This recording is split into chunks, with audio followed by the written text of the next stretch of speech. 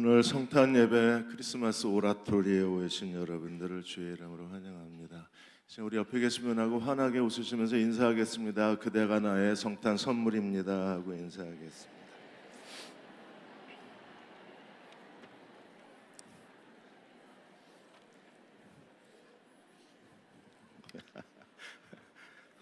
어떤 분 얼굴 표정이 싫어.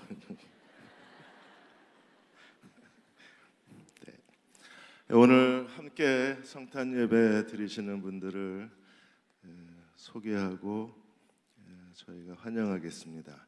최춘지 집사님이 중구3 지역교회 최옥환님과 오셨고요.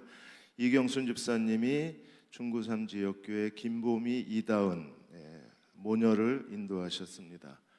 김보미 이다은 이분들은 유아실에 계시고요. 우리 최옥환님 잠깐 일어서시면 저희가 환영하겠습니다. 네, 저기 계시고요. 감사합니다. 잘 오셨습니다. 유아실에 계신 분은 어디 계신가요? 네, 어느 유아실에 계세요? 네. 김보미님, 네, 거절하셨습니다. 네, 또 한 분 귀한 손님이 오셨는데요.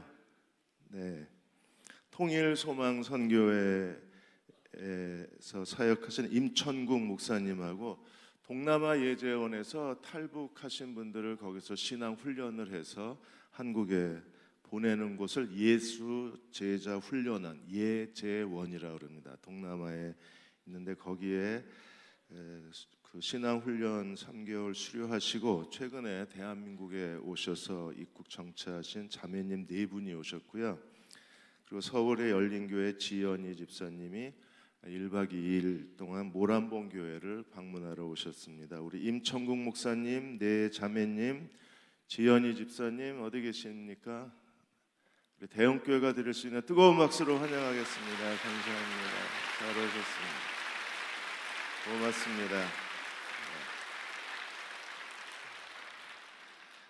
하나님이 저희 교회에 보내주신 성탄 선물입니다. 주님의 사랑으로 환영합니다. 오늘 성탄 메시지는 누가복음 2장 9절 12절의 말씀을 사랑의 표적이라는 말씀을 같이 나누고자 합니다. 얼굴 하나 보여드리겠습니다. 이 사람이 누굴까요? 네, 아시는 분이 계실 겁니다. 네. 지난 5월에 아주 선풍적으로 사람들이 이 어플을 가지고 자기 아기 때 자기 얼굴을 이렇게 찍었습니다. 이걸 아기 얼굴 필터 또는 베이비 필터라고 합니다. 카메라 어플을 깔고 카메라에 대면 어렸을 때 모습이 저렇게 찍힙니다. 한 사람 또 한 사람 아시겠죠? 제 얼굴을 보여드리려다가 충격을 받으실 것 같아서 제가 찍었다가 그만 지워버렸습니다. 예수님을 찍으면 어떤 얼굴이 될까요? 오늘 예수님이 구유에 누우신 예수님이 우리에게 사랑의 표적이 되셨다고 주님이 말씀하셨습니다. 제레미야스 그 교부는 말하기를 하나님께서 천사를 통해서 아기 예수의 탄생에 대해서 놀라운 일을 우리에게 보여주셨다고 했습니다. 천사가 와서 어떤 아기 예수 탄생을 예고했습니까? 9절에 보시면 주의 영광이 크게 비쳤어요. 그리고 10절에 보시면 온 백성에게 미칠 큰 기쁨의 소식을 우리에게 전해주셨습니다. 헬라어 원문에는 이렇게 되어 있습니다. 좋은 소식을 너에게 전한다. 굿뉴스, 좋은 소식을 너에게 전한다. 그것은 온 백성에게 미칠 큰 기쁨의 소식이다. 천사가 말합니다. 너희에게 좋은 소식을 전하겠다. 온 백성에게 미칠 큰 기쁨의 소식이다. 어떤 소식일까요? 11절에 오늘 다윗의 동네에 너희를 위하여 구세주가 태어나셨으니 곧 그리스도 주시니라. 다윗의 동네, 하나님께서는 선지자를 통해서 계속해서 그리스도가 오실 것을 예언하셨어요. 그리고 마침내 선지자의 예언을 따라서 예수께서 다윗의 동네 베들레헴에 태어나셨어요. 그분은 우리의 구세주, 우리의 그리스도이십니다. 그런데 우리에게 이 주의 영광 가운데 온 세상에 미칠 큰 기쁨의 소식, 인류의 구세주. 근데 오늘 주의 천사가 누구에게 이 놀라운 소식을 전하고 있나요? 그리고 그분은 어디서 태어나셨어요? 2장 8절에 그분은 그 지역 목자들이 밤에 밖에서 양떼를 지켰다 그랬어요. 그 지역 목자들. 주의 영광이 나타났습니다. 큰 기쁨의 가장 위대하고 영광스러운 소식입니다. 온 세상의 죄를 위하여 죽으실 구세주의 탄생입니다. 그런데 그 영광스러운 메시지를 누구에게 전했습니까? 목자들. 당시의 목자들은 어떤 사람이었을까요? 중동의 눈으로 본 성경이라는 책에 보시면 목자들에 대해서 가장 비천하고 가장 하찮고 그리고 사람들이 조롱하는 직업이라 그랬어요. 영광스러운 주님의 탄생을 주님이 누구에게 보내주셨습니까? 당시에 가장 천시받는 목자들에게 주님께서 그 첫 메시지를 전해주셨어요. 그리고 주님은 어디서 태어나셨나요? 주님은 구유에서 태어나셨어요. 12절에 너희가 가서 강보에 쌓여 구유에 누워있는 아기를 보리니. 강보에 쌓여 사방 1m 정도의 포대기에 주님이 쌓여서 어디에 누워있어요? 구유에. 구유는 뭐의 상징입니까? 다시 보여주시죠. 구유의 상징이 무엇입니까? 짐승만도 못하다는 상징적 의미랍니다. 말구유는 아닙니다. 왜냐하면 당시에 일반 유대 가정이 말을 키우진 않았어요. 말이라는 건 지금 우리들한테 코끼리 같은 거예요. 코끼리를 집에서 키울 수는 없잖아요. 그 당시에 말은 가장 비싼 동물이었습니다. 대부분 양이나 염소울입니다. 예수님이 가장 천한 목자들에게 영광스러운 소식을 전하시고 주님은 가장 비천한 짐승만도 못하다는 상징의 구유의 강보에 쌓여서 누워 계셔야 했습니다. 이 예수님이 12절에 이것이 너희에게 표적이라 그랬어요. 가장 거룩하시고 영광스러운 분이 가장 낮고 천한 사람들에게 첫 메시지를 전하시고 주님 자신이 가난한 구유에 누이셔서 그 예수님이 바로 우리들에게 표적이 되리라. 사랑의 표적이셨습니다. 윌리엄 머클레이는 이렇게 말합니다. 강보에 쌓이신 구유에 누이신 이 예수님, 이 예수 그리스도가 이 세상에 오셨다는 사실 자체가 하나님이 우리를 어떻게 사랑하셨는지 하나님의 사랑에 대한 최종적이고 완벽한 증거물이 된다고 했습니다. 강보에 쌓여서 누워 계신 예수님, 하나님이 어떻게 우리를 사랑하셨는가에 대한 결정적 증거라고 그랬어요. 종교개혁자 마틴 루터도 이렇게 말합니다. 그러므로 우리는 온 마음을 다하여 이 땅에 인간으로 오신 하나님의 아들 예수 그리스도의 그 탄생을 노래하고 축하하고 경배해야 한다고 했습니다. 우리가 하나님 앞에 찬송하고 기뻐하고 노래해야 될 가장 큰 하나님의 우리에 대한 사랑이 있다면 예수께서 사람의 몸으로 이 세상에 오신 성탄의 기쁨이라 그랬습니다. 오늘 예수님이 이 땅에 오셨습니다. 구유에 누워 계신 예수, 아기 예수, 우리의 사랑의 표적이라 그랬어요. 어느 한 신학자는 우리에게 이렇게 말했습니다. 성탄을 축하하는 것이 중요한 게 아니라 우리가 성탄의 정신대로 사는 것이 더 중요하다 그랬어요. 정말 예수 그리스도의 오심을 기뻐하는 사람들은 성탄의 정신을 갖고 사는 사람들이라고 했습니다. 예수님이 사람의 몸으로 구유에 강보에 쌓여 누워 계신 그 예수님, 가장 낮고 가난한 모습으로 오신 예수님, 우리에게 세 가지 예수님의 정신을 가르치고 있습니다. 그 첫째는 주님은 섬기는 마음으로, 섬기는 종으로 오신 분이셨어요. 주님은 이 땅에 성육신하신 가장 큰 목적이 무엇입니까? 죄와 사망에 매여 종노릇하는 우리를 그 죄와 사망으로부터 해방시키시고 구원하기 위해서 이 세상에 오신 분이십니다. 그분은 우리를 죄로부터 구원하시기 위해서, 우리의 선한 목자가 되셔서, 우리의 목자가 되셔서 우리를 인도하시기 위해서 이 땅에 벌거벗은 몸으로 이 땅에 오신 하나님의 아들이셨습니다. 마태복음 20장 26절 28절에 예수께서 자기가 오신 목적을 이렇게 설명하셨습니다. 너희 중에는 그렇지 않아야 하리니 세상 사람과 그리스도인은 달라야 돼요. 너희는 그렇게 살면 안 된다. 세상은 어떻게 삽니까? 그리고 우리는 어떻게 다르게 살아야 되나요? 그렇게 살면 안 된다. 다르게 살아야 된다 그랬어요. 어떻게 다르게 살아야 합니까? 너희 중에 누구든지 크고자 하는 자는 너희를 섬겨라. 가장 큰 자는 섬기는 사람입니다. 가장 큰 자는 우리가 많이 배우고 여러 스펙이 좋고 돈 많고 지위가 높고 권세를 가진 사람이 아니라 너희를 섬기는 자다. 그리고 27절에 너희 중에 누구든지 으뜸이 되고자 하는 자, 최고의 사람은 어떤 사람입니까? 가장 높이 있는 사람은 어떤 사람이에요? 너희의 종이 되리라. 섬기는 자, 종. 왜 그렇게 해야 되나요? 예수님이 무엇 때문에 오셨어요? 28절에 인자가 온 것은 섬김을 받으려 함이 아니라 도리어 섬기려 하고. 어디까지 섬기셔요? 자기 목숨을 대속물로, 화목제물로, 속죄제물로 주시기 위해서 오신 분이십니다. 그러므로 그리스도의 오심을 기뻐하고 축하하는 우리는 주님이 그 섬기는 마음으로 사셨던 것처럼 우리도 주고 또 주는 삶을 실천할 때 우리가 그리스도를 본받는 사람이 될 수가 있습니다. 지난 24일 날 국민일보 겨자씨에 그 스튜어트 이 사업가 이야기가 실렸습니다. 이번에 한번 큰 사업을 성공하셨다가 망했어요. 그래서 이제 노숙자가 됐습니다. 어느 날 크리스마스 날 너무 배가 고파서, 그래서 많은 사람들이 식당에서 크리스마스 파티를 즐길 때 배가 고파서 무조건 들어가서 자기가 먹고 싶은 음식을 다 시켜 배부르게 먹고 자기가 지갑을 잃어버렸다고 거짓말을 한 거예요. 근데 그게 너무 어슬퍼 보였습니다. 그래서 지갑을 잃어버렸다 그러니까 종업원이 사장을 불렀어요.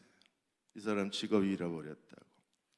그러자 거짓말하는 걸 눈치채고 그 사장이, 그 레스토랑 사장이 그분한테 $20를 주면서 이거 당신 지금 바닥에 떨어뜨렸다고, 가지고 가라고. 그래서 $20를 들고 나온 거예요.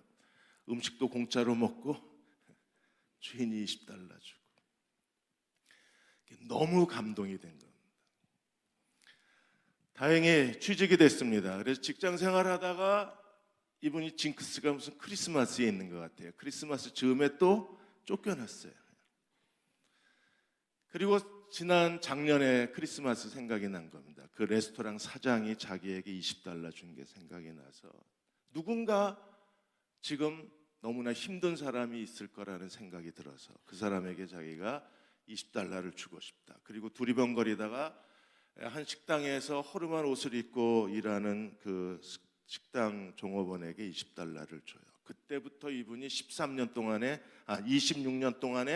13억 원을 줍니다. 만나는 사람마다, 힘들고 어려운 사람마다 100불씩 준 게 지난 26년 동안에 13억 원.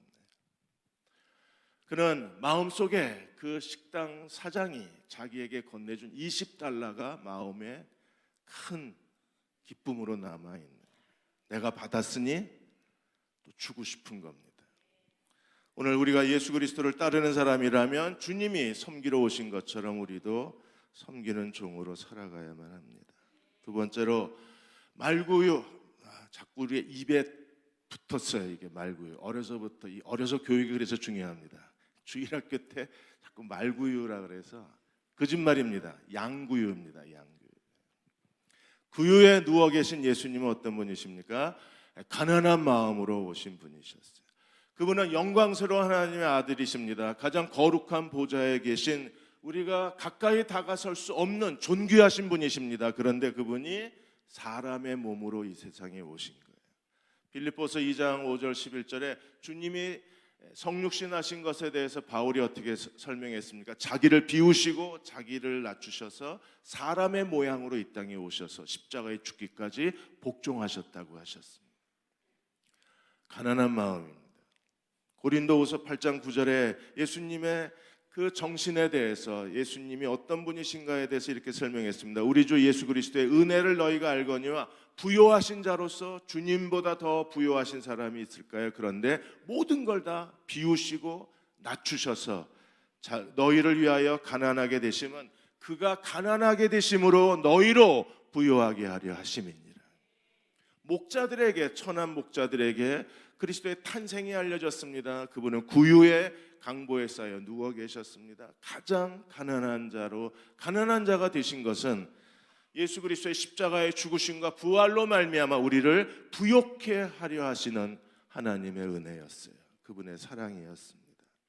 그러므로 오늘 우리도 주님을 본받아서 스스로 가난해질 줄 아는, 가난한 마음으로 사는 그리스도의 종들이 되어야만 합니다. 작년 2018년 12월 24일 날 SBS 뉴스에서 이혜인 수녀하고 인터뷰를 했습니다. 시사전망대라는 프로그램에서. 이혜인 수녀님이 생각하는 성탄이 무엇인가에 대해서 대화를 나누었는데, 이혜인 수녀님이 성탄의 정신, 성탄의 의미, 성탄의 사랑에 대해서 세 가지를 얘기하셨어요. 하나는, 성탄은 사람들의 그 마음으로 다른 사람을 돕는 것이 성탄의 정신이라 그랬어요. 어떻게 도울 수 있는가? 커피 한 잔 줄이고, 외식 한 번 덜 하고, 골프 한 번 덜 치고, 택시 한 번 덜 타고, 그래서 모은 돈을 가지고 돕는 것이, 그게 진정한 하나님의 사랑이라 그랬어요. 5초마다 아이들 하나가 죽거나 쓰러집니다. 10만 명의, 한 해에 10만 명의 아이들이 굶어 죽습니다. 우리가 음식을 버리고 낭비하고 자연 환경을 파괴하고 이러는 사이에 지구 반대쪽에서는 굶어 죽는 아이들이 있는 거예요. 도울 게 없다고요? 아니요. 이혜인 수녀님 말씀대로 커피 한 잔 줄이고 외식 한 번 덜 하고 우리가 택시 한 번 덜 타면 얼마든지 누군가를 도우는 사람이 될 수 있어요. 그게 성탄의 정신입니다. 그리고 성탄의 정신에 대해서, 성탄이란 하나님의 사랑을 다른 사람들에게 보여주는 것이다. 성탄의 영향력, 선한 영향력이라는 얘기를 하셨어요. 우리는 누군가에게 영향력을 미치고 있는 사람들이에요. 그리스도를 믿는 사람들이라면 우리는 예수님의 영향력을 미치는 사람이어야 합니다. 그 선한 영향력 중에 제일 중요한 게 언어라 그랬어요. 요즘 젊은 아이들 언어는요, 정말 난폭하고 거칩니다. 초등학교 아이들은 욕을 안 하면 대화를 안 합니다. 저도 가끔 대중교통을 자주 이용하는데 애들이 모이면, 그 중학생 애들, 여자애들인데 그냥 정말 저는 충격을 받았어요. 쟤네 남자 아니야? 이럴 정도로. 근데 여자애 맞습니다. 근데 입이 녹음해다 드릴 걸. 제가 정신이 얼떨떨할 정도로, 그 4명이 모였나 그랬는데 걔네들 입에서 쏟아지는 말들이 정말 충격이었어요. 말 한마디마다 욕이 붙어요. 욕이 붙지 않으면 말이 안 나온대요. 초등학교에 어느 한 선생님이 초등학교 아이들 언어 생활을 분석한 겁니다. 욕을 해야 일단 말이 나온대요. 그리스도인은 어떠해야 합니까? 우리는 선한 언어, 고운 언어, 사람들에게 기쁨을 주는 그런 언어가 우리에게 선한 영향력이라 그랬어요. 그리고 또 하나가, 벌써 암투병, 작년에 10년째 암투병을 하셨는데 어느 날 갑자기 찾아온 암, 고통, 이 시련, 아픔. 그러나 이혜인 수녀님은 그 암을 자기의 하나님이 보내주신 친구로 받아들인 거예요. 내 친구였다.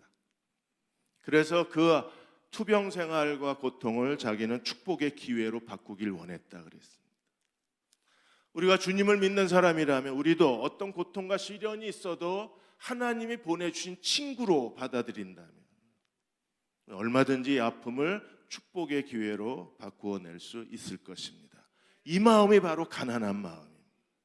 가난한 마음을 가진 사람들은 다른 사람들에게 뭔가 도우려고 끊임없이 노력하고 선한 영향력을 보여주기 위해서 선한 인격과 선한 언어의 사람이 되고, 그리고 자기에게 일어난 모든 일에 대해서 불평하고 원망하고 짜증하고, 그리고 다른 사람 탓을 하는 게 아니라 자기에게 일어난 여러 가지 어려움들을 친구처럼 받아들일 수 있는 마음입니다. 마지막으로 예수께서 구유에 누워 계신 아기 예수, 그분은 어떤 분이십니까? 우리가 잘 아는 대로 사랑의 마음으로 오신 분이셨어요. 하나님이 세상을 이처럼 사랑하셨다 그랬어요. 사랑의 증거가 무엇입니까? 윌리엄 버클리가 말한 것처럼 예수께서 사람으로 오셨다는 것이 하나님의 사랑의 결정적 증거라고 했습니다. 주님은 이 땅에 이렇게 가난하고 비천하게 낮아져서 나사렛 사람이라고 주님이 일컬음을 받으셨습니다. 당시에 나사렛 사람은 가장 사람들에게 무시받고 조롱받고 사람들에게 인간 대접을 받지 못하는 사람을 나사렛 사람이라. 그렇게 오셔서 주님은 십자가의 죽으심으로 우리를 향한 그분의 사랑을 성취해내신 분이십니다. 주님이 이 땅에 오셔서 하신 일이 무엇입니까? 누가복음 4장 16절 19절에 보시면 예수님이 자기 고향 나사렛의 회당에, 안식일의 회당에 들어가셨어요. 회당에 들어가시자 안식일 그 회당의 회당장이 예수님께 이사야 글을 들었어요. 17절에 보시면 선지자 이사야 글을 회당장이 예수님께 드렸어요. 그러자 예수님이 이사야 글에서 어디를 찾으셨습니까? 18절에 이 본문을 찾아내셨어요. 주의 성령이 내게 임하셨으니 이는 가난한 자에게 복음을 전하게 하시려고 내게 기름 부으시고. 성령이 기름 부으셨습니다. 메시아가 이 땅에서 해야 될 가장 중요한 일이 뭐예요? 복음을 전하게 하시려고. 그리고 하나님이 예수님을 보내셨습니다. 나를 보내사, 주님이 보내신 하나님의 목적이 무엇입니까? 나를 보내사 포로된 자에게 자유를, 눈먼 자에게 다시 보게 함을 전파하며 눌린 자를 자유롭게 하고 주의 은혜를 전파하게 하려 하심이라. 진정한 인권의 회복이 있는 거예요. 가난하고 천하고 버림받은 사람들에 대한 진정한 인간의 존엄성을 회복해야 될 일이 오늘 교회가 해야 할 일이고 주님을 따르는 우리가 해야 될 일입니다. 조선회상이라는 책에서 로제타 홀 이야기, 닥터 홀이 쓴 조선회상에서 그 안에 로제타 홀의 이야기가 나와요. 로제타 홀은 펜실베니아대 의대를 수석 졸업한 사람이에요. 최고의 인재였었습니다. 그러다 1890년에 26살 나이로 로제타 홀이 조선의 의료 선교사로 와요. 화상으로 세 손가락이 붙어 있는 여자아이를 수술하게 됐습니다. 근데 이 여자아이의 손가락을 분리시키는 수술을 하려면 피부가 있어야 되는데 그 당시에 조선에 어디서 피부를 구해요? 그랬더니 로제타 홀이 자기 팔뚝에서 살점을 3개 띄어서 이 소녀의 손가락을 분리시켜 줍니다. 이 이야기가 알려졌어요. 서양 귀신이라고 말하고 가까이 오지도 않았던 사람들이 자기의 피부를 떼어서 이 16살 소녀를 수술시켜 주는 걸 보고 조선 사람들이 마음을 열었어요. 그렇게 해서 의료 선교를 하다가 그 남편 윌리엄 제임스 홀하고 같이 결혼을 하게 됐습니다. 결혼하고 났는데 아이가 태어나니까 워낙 조선 사람들이 호기심이 많잖아요. 서양 아기는 어떻게 생겼는지 계속 와서 들여다보는 거예요. 그래서 할 수 없이 이 부부가 닥터 홀 부부가 아이를 누구든지 와서 보라 그랬어요. 그랬더니 어느 날은 1,500명이 넘는 사람이 애 보겠다고. 서양 애는 어떻게 생겼을까? 그래서 방에 못 두고, 그게 아이가 태어나면 감염 위험이 있고 위생 위험이 있잖아요. 그런데도 이 마당에 애를 놓고 실컷 보라고. 근데 남편이 그 당시에 청일 전쟁이 일어나고 시체 더미에 그리고 전염병이 도는데 거기에 가서 그 환자들을 돌보다가 결혼 2년 만에 남편이 죽어요. 34살에 윌리엄 제임스 홀이 죽습니다. 그래서 그 당시에 남편이 죽었을 때 이 로제타 홀의 뱃속에는 둘째 아이가 있었어요. 딸. 그래서 미국에 가서 출산했는데 안 돌아올 줄 알았는데 두 아이를 데리고 로제타 홀이 다시 한국에 돌아와요. 그런데 이 아이가, 그 둘째 아이가 한국에 돌아온 지 6개월 만에 죽습니다. 남편 옆에 딸 이스터의 무덤을 만들어줘요. 그러니까 남편도 딸도 이 양화진 선교사 묘지에 묻어놓은 거예요. 그 이후에 로제타 홀은 87세가 될 때까지 의료 선교 그리고 교육, 시각장애인 맹아학교, 농아인 학교를 세우면서 여기서 이 땅에서 죽고 로제타 홀도 남편과 딸 곁에 묻히게 됩니다. 누가 원해서 누가 하라고 시켜서 한 게 아니라 그냥 조선 사람들을 사랑해서 마치 구유에 오신 예수님처럼 닥터 홀 부부는 조선을 위해서 가장 낮은 자리에, 천한 자리에, 가난한 자리에, 굶주림의 자리에 와서 누가 원한 것도 아닌데 그들은 자신의 생애를 다 쏟아부었습니다. 여몽철 장로님의 아침 단상, 오늘 아침에 아침 단상 글에 차정식 교수님의 글을 인용하셨어요. 아가페 사랑, 하나님의 사랑, 아가페 사랑이란 무엇인가? 그것을 먼저 행하고 먼저 베풀어 주는 것이다. 상대방이 원하는 게 아니라 내가 상대방이 뭘 원하는가를 알고 먼저 적극적으로 베풀어 주는 것이 하나님의 아가페 사랑이라 그랬어요. 닥터 홀 부부는 조선에 무엇이 필요한가를 먼저 알고 그들은 자신의 모든 것을 다 쏟아 부어 주었습니다. 사랑하는 여러분, 성탄의 정신을 우리가 본받아서 매일 2020년 성탄절이 올 때까지 성탄의 이 정신, 주님의 가난한 마음, 섬기는 마음, 사랑과 희생의 마음을 본받아서 매일매일이 성탄의 정신으로 살아가는 저와 여러분이 되시기를 주의 이름으로 축원합니다. 기도하겠습니다.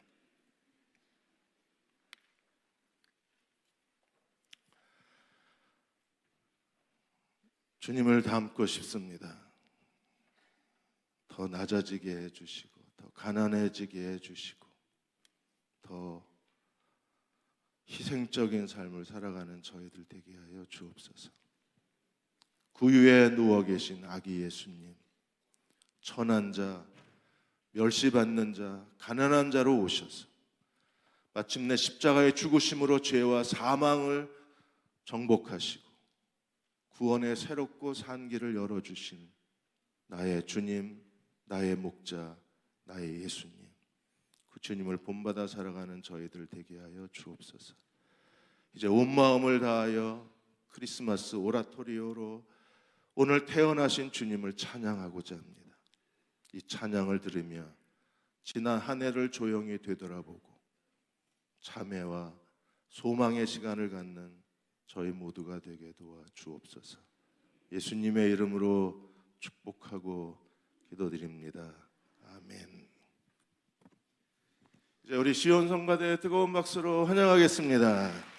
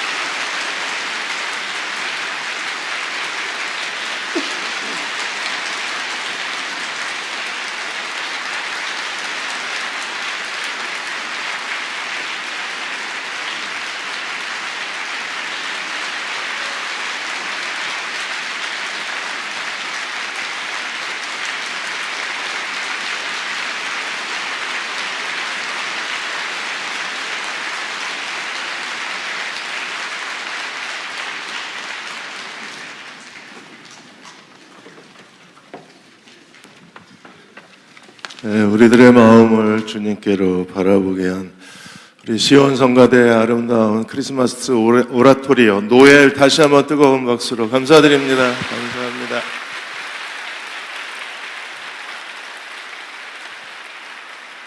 오늘 저희들이 온 가족이 같이 성탄 예배 드리고 있는데요. 아이들 위해서 오라토리오가 뭐냐면 오라토리움에서 나온 건데, 오라토리움은 기도실이라는 뜻입니다. 그래서 성경의 내용을 오페라 형식으로 만든 종교 음악을 오라토리오라고 그럽니다. 헨델의 메시아가 대표적인 거라. 맞습니까? 네.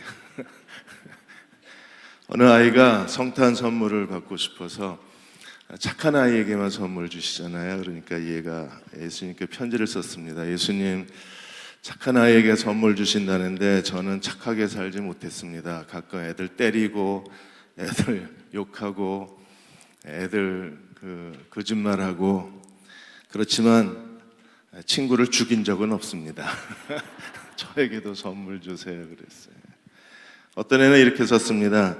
저는 착하게 살지 못했습니다. 근데 선물 주시면 오늘부터 착하게 살겠습니다. 우리 다 일어나셔서 우리 옆에 계신 분 같이 허그해 주시면서 성탄의 축복이 함께하길 바랍니다. 하나님 사랑이 넘치시기 바랍니다. 악수하고 허그하고 안아주고, 오늘부터 착하게 살겠습니다. 약속도 하시고.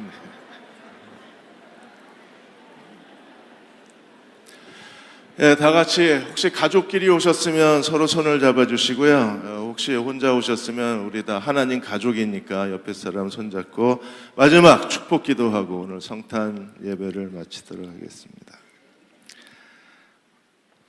구유에 누이신 아기 예수님을 찬양하고 또 찬양합니다.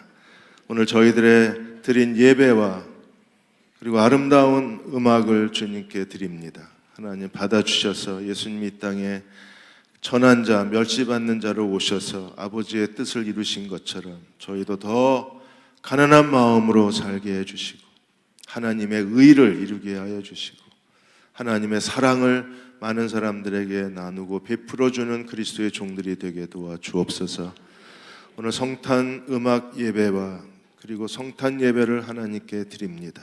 기쁘시게 연락하여 주시고 예배드린 저희 한 사람 한 사람 위에 주님의 놀라우신 기름 부으심이 임하게 하여 주옵소서.